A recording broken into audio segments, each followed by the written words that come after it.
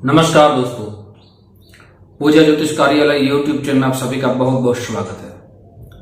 दोस्तों, आज आपके सामने मुझे एक बहुत ही सुंदर प्रश्न आया था कि वास्तु यज्ञ क्यों करना चाहिए,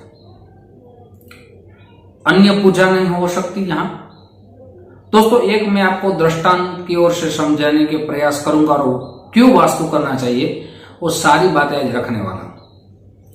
दोस्तों, आपका सिर दुख रहा है और आपको कोई पेट की दवा दे तो चलेगा? नहीं चलेगा। इसी तरह दोस्तों, वास्तु यज्ञ का शास्त्र में बड़ा महत्व दिया गया है। क्यों करना चाहिए?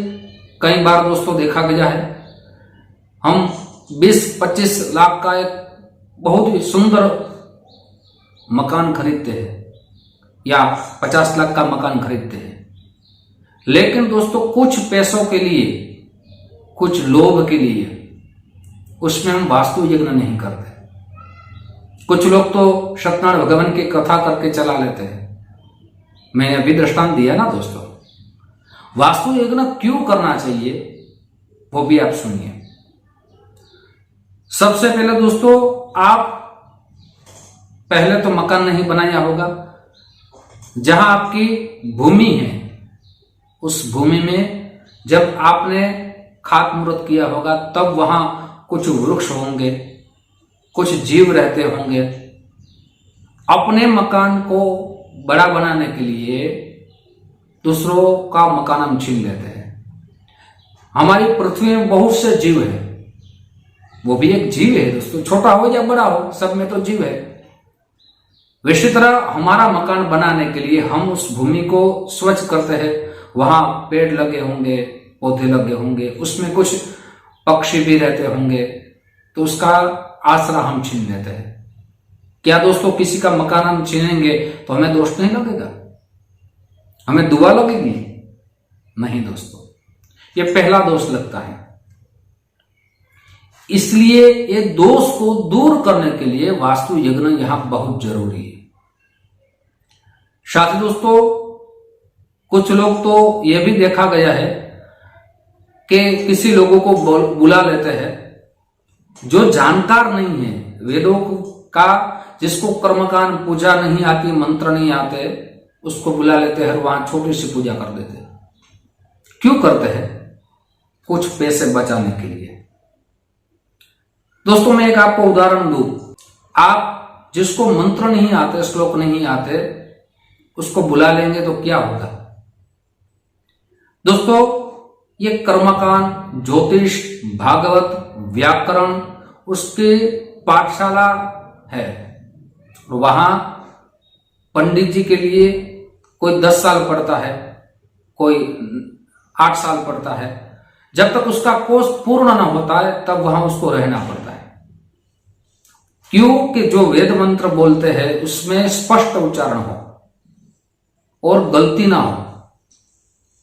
दोस्तों, गलती का कारण क्या होगा?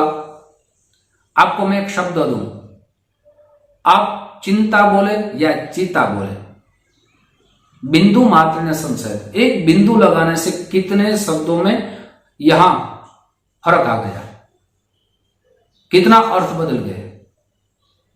हमारे घर में दोस्तों कभी भी याद रखिए, कभी भी आप वास्तु यज्ञ कराए तो उसके अच्छे जानकार, जिसको पंडित जी अच्छे पढ़े हुए हो, विद्वान हो, उसको बुला के ही हमारे घर में वास्तु यज्ञ कराना चाहिए। तभी उस दोष में से हम विमुक्त होंगे। साथ ही दोस्तों, जो मकान में आप रहने के लिए जा रहे हैं वो भूमि नकारात्मक ऊर्जा है या सकारात्मक ऊर्जा है, ये हमें पता नहीं है। अगर वहां यज्ञ करेंगे तो सकारात्मक ऊर्जा का सिंचन होगा और नकारात्मक ऊर्जा वहां से चली जाएगी।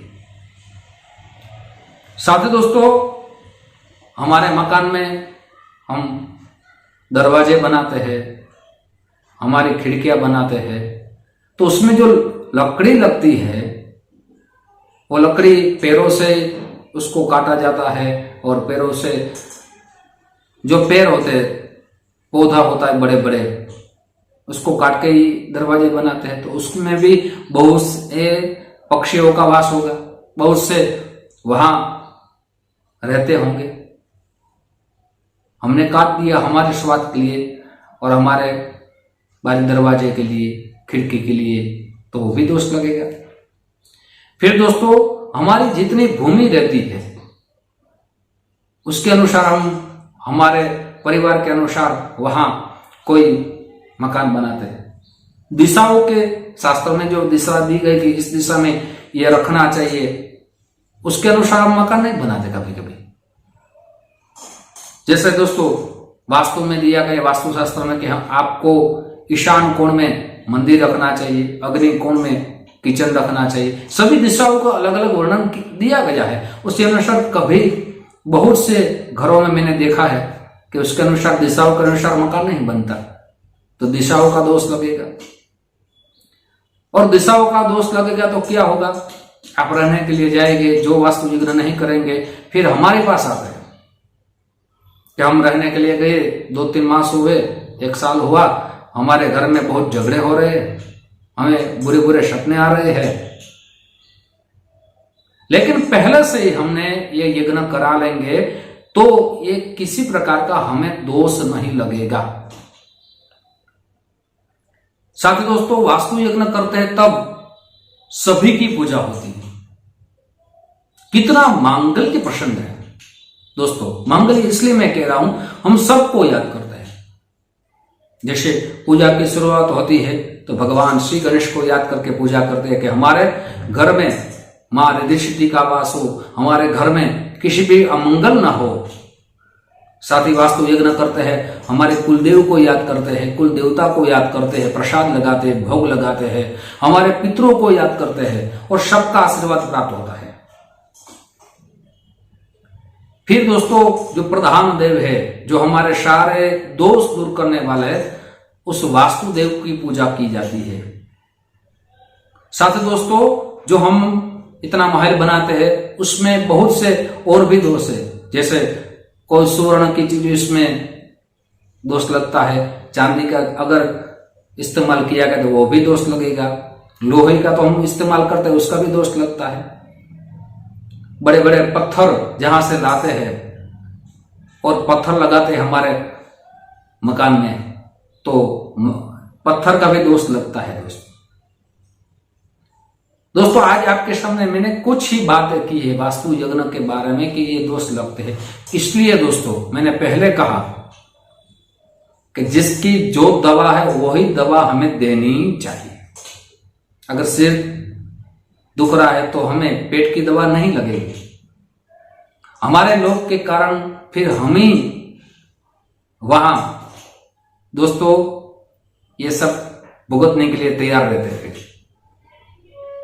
आप सत्यनारायण भगवान की कथा जरूर कराइए, क्यों नहीं कराइए, कराइए, 6 मास में कराइए, 1 वर्ष में कराइए, लेकिन ये वास्तु यज्ञ का कोई विकल्प नहीं है। और सत्यनारायण भगवान की कथा कभी भी करा सकते हैं। वास्तु यज्ञ हम रहने के लिए आए, 1 वर्ष हो गया फिर बाद में नहीं करा सकते, ऐसा नियम नहीं है। इसलिए और वास्तु एक ही बार करते हैं। हाँ, आपकी कोई आनंद की बात है, आपको करना है तो वास्तु पूजा कराई, वो अलग बात है। फिर यह भी प्रश्न आया था कि हम पुराने घर में रहने के लिए जा रहे हैं तो क्या हमें वास्तु यज्ञ कराना चाहिए। वहां वास्तु यज्ञ आप कराइए, आनंद से अलग बात है, लेकिन वहां नवचंडी यज्ञ जरूर कराइए। मां दुर्गा सप्तशती का बहुत ही सुंदर जो पाठ दिया गया है वो सब विस्तार आप पंडित जी को पूछ के वहां यज्ञ करा सकते। यज्ञ तो कराना ही चाहिए, 1 वर्ष में 1 बार यज्ञ जरूर कराना चाहिए। दोस्तों 3 शुद्धि होती है।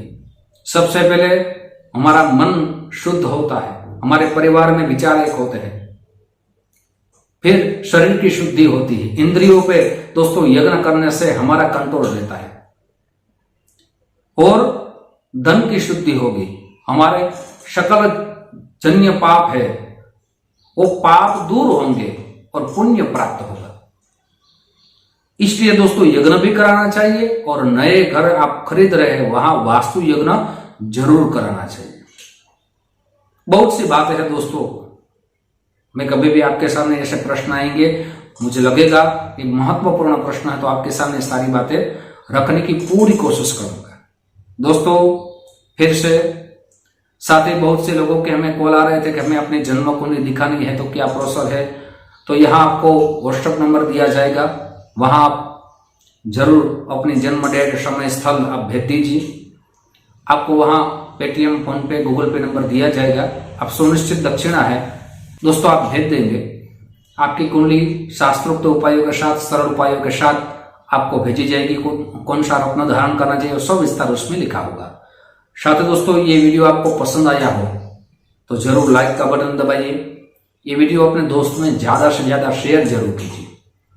ये भी जानकारी उसको भी प्राप्त हो, सच्ची जानकारी प्राप्त हो। साथ ही दोस्तों बेल बटन जरूर दबाइए, मेरे सारे नए वीडियो की जानकारी सबसे पहले आपको प्राप्त हो। साथ ही मेरा लड़का बहुत ही सुंदर वीडियो बना रहा है, आप वो देखना चाहते हैं, आई बटन आपको दिया जाएगा, वहां से आप देख पाएंगे। यूट्यूब के माध्यम से फिर मुलाकात होगी। जय श्री कृष्ण, महादेव।